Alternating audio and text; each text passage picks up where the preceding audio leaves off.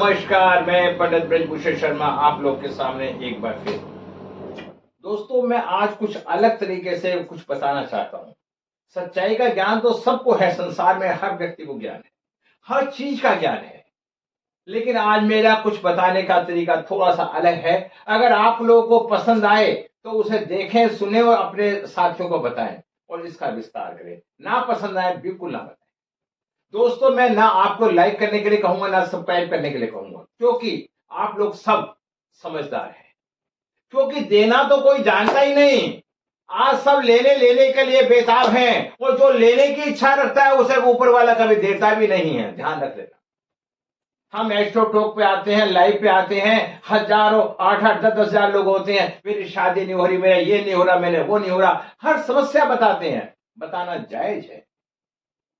अच्छी कैपेसिटी के लोग दो पैसे खर्च करके बात करना पसंद नहीं करते, फ्री का लेना चाहते हैं। और फ्री का काम किसका होता है? राहु का होता है। वो लोग ना तो जीवन में कामयाब थे, ना हैं और ना होंगे, जो हमेशा दूसरे के हक को छीनने का अधिकार रखते हैं। आज संसार में यही हो रहा है। आज मैं वीडियो को शुरुआत कर रहा हूं। आज मेरे वीडियो का थीम क्या है? 33 गुण मिलने के बाद भी तलाक संभव है? लोग कहते हैं नहीं, और हमारा शास्त्रों का मत है कि अगर 28 से ऊपर गुण मिल जाते हैं तो छोटे मोटे जो कमी है उन्हें इग्नोर कर दिया जाता है। मैं आप सब ज्योतिष भाइयों से जानना चाहता हूं। मैं तो बहुत नादान अबोध हूं। मैं आप सब लोगों के साथ जानना चाहता हूं कि तलाक की स्थिति कब बनती है और क्यों बनती है। क्या अगर वो ग्रह अनुकूल और प्रतिकूल हैं तो अगर मिलान ठीक हो रहा है तो क्या तलाक संभव नहीं है? दोस्तों, आज मैं इसके बारे में विस्तार से आपको चर्चा करूंगा। दोस्तों, मेरा YouTube चैनल भी है और मैं क्लासें भी पढ़ाता हूं। मैं न्यूमरोलॉजी को और वैदिक को जोड़ के करवाता हूं। वही चीज मैं आपको करवा रहा हूं। लोशो को और वैदिक को जोड़ के बता रहा हूं और गुण मिलने के आधार बता रहा हूं किस कारण से तलाक होता है। उन सब तथ्यों को जानने का प्रयास करें। दोस्तों, मैं क्या देख रहा हूं? मैंने ये कुंडली देखी है। 2 बच्चों की कुंडली मेरे पास आई, आप सब देख सकते हैं। ये कुंडली मेरे पास आती है 13/12/1991, 3:40 AM। Male. Female 15/2/1991, 4:46 AM। Female. दोनों का जन्मदिन लेगा। आप भी कुंडली बना सकते हैं। इनकी कुंडली तुला लगन की आती है, इनकी धनु लगन की आती है। इनके बाद में लोशो चार्ट बनाता हूं इनके डेट ऑफ बर्थ से। लोशो चार्ट जब मैं डेट ऑफ बर्थ से बनाता हूं तो उनका क्या आता है लड़के का? 492। देखिए, जब मैंने यहां देखा 3 और 1 4, इनका क्या आया? 4 मूल्यांक और भाग्यांक 9। और लड़की का क्या आया? मूल्यांक 6 और भाग्यांक 1। आप जानते हैं 4 और 9 की डेस्टिनी 0% होती है। अगर एक की डेस्टिनी 0% और एक की डेस्टिनी 70% है तो डिफरेंसेस बीच में बनेंगे या नहीं बनेंगे? नंबर 1। नंबर 2, 492 आता है इनके पास। 492 मानसिक तीर, दिमाग का तीर, कछुए का माइंड। ऐसे व्यक्ति का दिमाग बहुत मजबूत होता है। ये मैं देख रहा हूं। अब मैं इसके बाद क्या देख रहा हूं? एक साउथ ईस्ट ठीक है, साउथ वेस्ट ठीक है। इसका मतलब क्या है कि इनकी शादी समय पे होने का योग बनता है, जो मैं स्थिति को देख पा रहा हूं। और उसके बाद मैं क्या देखता हूं? 3, इनका 5 नंबर मिस है और 7 नंबर मिस है, और इनका 8 नंबर मिस है और 6 नंबर। दोस्तों, मैं बताना चाहता हूं, यदि किसी भी लड़के का 5 और 6 मिस है, ऐसे लड़के को पत्नी का सुख नहीं मिल पाता। ऐसा लड़का कंफ्यूज बना रहता है। 3 9 5 1 किसी के पास नहीं है तो ऐसे व्यक्ति की विल पावर कमजोर है, और इस लड़के की विल पावर कमजोर दिखाई देती है। और यदि 5 और 7 नहीं है तो ये मालूम होता है ऐसे व्यक्ति को इमोशनल प्रवृत्ति का होगा, रिजर्व नेचर का होगा। अगर 7 और 6 नहीं है तो अर्थ एलिमेंट की कमी है, डिसिप्लिन होगा ही नहीं उसके पास। इन सब बातों को देखो। उधर हमने लड़की की कुंडली देखिए, उसके अंदर क्या देखा? 438 मिस। इसका मतलब है कि 438 मिस होने का ये इंडिकेशन होता है कि थॉट प्लान मिस। और उसके बाद में क्या देखता हूं? 7 नंबर केतु मिस होने के कारण ये दिखाई देता है कि संतान की वृद्धि में परेशानी। और उधर लड़के का भी 7 नंबर मिस है और लड़की का भी 7 नंबर मिस है, तो संतान के मामले में परेशानी। लेकिन लड़की की कुंडली में 2 5 6 है। अगर यहां पे लड़की अगर थोड़ा सा भी अपनी सहनशीलता का, ईमानदारी का, नैतिकता का परिचय देती है तो तलाक से बचाया जा सकता है। 2 नंबर चंद्रमा का, 5 नंबर बुध का और 6 नंबर शुक्र का। और लड़के के पास 5 और 6 नहीं है और 8 भी नहीं है। लड़के में अहम है, और जिस लड़के में अहम होगा, कंफ्यूज होगा, पेट खराब रहेगा और जो निर्णय नहीं ले पाएगा और जिसकी भाषा सही नहीं होगी, उसके तलाक होने के या विचार बदलने के परेशानियों बहुत। अब मैंने क्या देखा है दोस्तों, अब आप वैदिक प्लैनेट, इनका तुला लगा, इनका धनु, तुला और धनु, शुक्र और बृहस्पति आपस में अंडरस्टैंडिंग अच्छी नहीं कहलाई जाती है।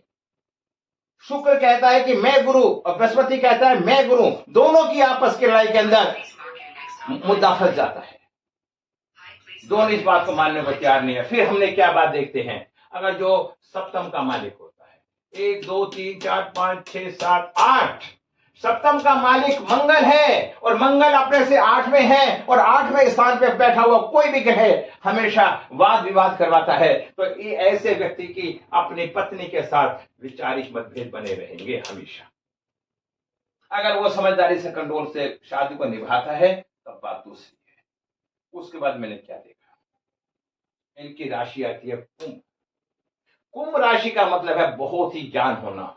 कुंभ मैंने मटका, ज्ञान का क्या इस तरह नहीं बताया जा सकता। तो मैं फिर आपको बताऊंगा, यदि आप कुंडली का मिलान करती हैं, गुण मिलान करने के बाद तथ्यों को देखें, इनकी कुंभ राशि के ऊपर शनि की 7.5 चल रही है और लगभग 4 साल हो गए बीतते हुए। अब शादी का दौर चल रहा है, इनकी शादी इस महीने, इस साल में हो जाएगी। अगर शादी हो जाएगी और शनि की 7.5 रहेगी तो कहीं ना कहीं वैचारिक मतभेद रहेंगे या नहीं रहेंगे। जब वैचारिक मतभेद रहेंगे तो ऐसी स्थिति में तलाक होने की संभावना बन जाती है।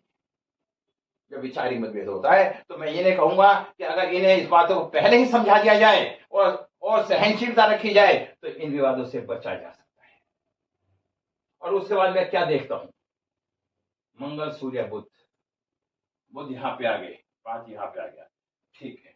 शुक्र, एक कहाँ का मालिक है, 2 का, और कहाँ का 7। लगन का मालिक, अष्टम का मालिक होके वो लगन में बैठ जाता है, तो कहीं ना कहीं उसे शारीरिक परेशानी, मानसिक परेशानियों का भी सामना करना पड़ता है। अब हम लड़की की कुंडली देखते हैं। अब हमने लड़की की कुंडली देखी, धनु, बृहस्पति, बृहस्पति देवताओं का देवता है। अगर बृहस्पति सही है, बृहस्पति की इच्छा क्या है, ज्ञान, और शुक्र की इच्छा क्या है, विलासता। जब इन दोनों का मेल आपस में नहीं होता तो वैचारिक मतभेद हो जाते हैं और वैचारिक मतभेद होने में आपस में तकरार होता है तो विवाद होता है, विवाद होता है तो तलाक होता है। ऐसी स्थिति बन जाती है। इन्हें आपस में कंट्रोल करना चाहिए। गुरु उच्च का है, जब गुरु उच्च का होता है 1 2 3 4 5 6 7, जब गुरु उच्च का होता है तो वो रिश्ते को बचा के रखने का प्रयास करता है। लेकिन अष्टम में गुरु बैठा है और दृष्टि कहां पड़ रही है, 10वीं दृष्टि बुध पे पड़ रही है और बुध उसका शत्रु है। और इस कुंडली के अंदर मैंने सप्तम का मालिक बुध है और ये सप्तम का मालिक बुध अष्टम बैठा है। जब अपने से अष्टम ग्रह लड़की का भी और अपने से अष्टम ग्रह लड़के का भी है तो इनके पारिवारिक जीवनों में विवाद होने की संभावनाएं ज्यादा रहेंगी। इनकी आपस में आर्गुमेंट होती रहेगी, तलाक हो या ना हो लेकिन विचार नहीं मिलेंगे।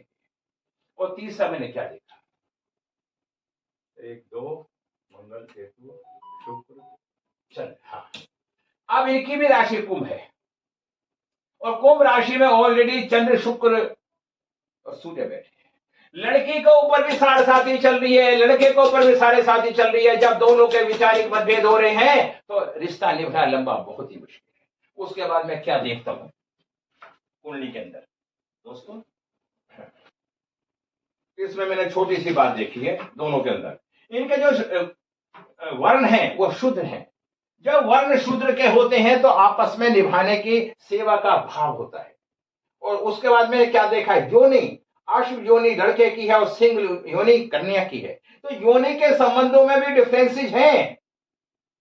और मैत्री में क्या देखता हूं मैं, पैतृ के गुण मिल रहे हैं, ठीक है। गण में क्या है, राक्षस गण, दोनों के गण मिल रहे हैं, राक्षस गण है। और नाड़ी ठीक है और भूत ठीक है। अगर कमी है तो योनि में है हाथी और घोड़ा, तो इन कारणों से भी तलाक होने की स्थिति रहती है। मंगल में लगन कुंडली के छठे भाव में है, ठीक है, मांगलिक मिलान ठीक है, दोष न होने के कारण दोनों का मिलान उत्तम है। लेकिन मैं फिर कहता हूं कि इन व्यक्तियों को आपस में इस बातों को समझ के, समस्या कोई पैदा नहीं होती, पैदा की जाती है। और लड़के की कुंडली में दूसरे भाव में मंगल है, जब मंगल होता है तो ऐसा व्यक्ति, ये लड़का हो या लड़की, अपनी बात के आगे दूसरे की बात नहीं आने देता, तो ये भी एक नेचर अच्छा नहीं है। तो मैं फिर अपनी बातों पर, अगर लोड शो ग्रिड की कोई कुंडली आपको मिलवानी है तो मुझसे बात कीजिए, मैं आपको विधि विधान से सारी बातें समझाऊंगा, समझने का प्रयास कीजिए। कमी निकालने वाले तो बहुत है इस संसार में, करने वालों की संख्या नहीं है। अभी कमी के लिए कह दो 100 कमी निकाल देंगे, और अभी ये कह दो कि इनमें अच्छाई निकालनी है तो कोई निकालने वाला नहीं होगा।